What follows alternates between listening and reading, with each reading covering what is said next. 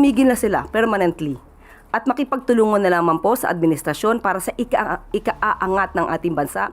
Ma'am, in this time of reflection, ano po ang message niyo sa inyo as of detractors muna ni Pangulong Marcos and then sa mga bashers niyo, namely Harry Roque and Vice President Sara Duterte? Inamin mo, basher sila.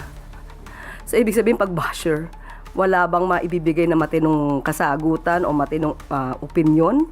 Sa atin lang, sa ngayon, sa panahon ngayon, ay iwasan po natin sana ang pamumulitika.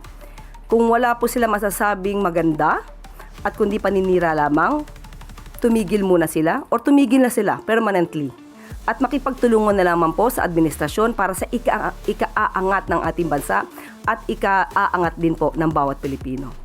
Ang basher po ngayon, sinasabi natin, pang sariling interes. Para po magiba, masira ang gobyerno. Hindi po yan na napapanahon sa mga kasalukuyan nangyayari sa ating bansa.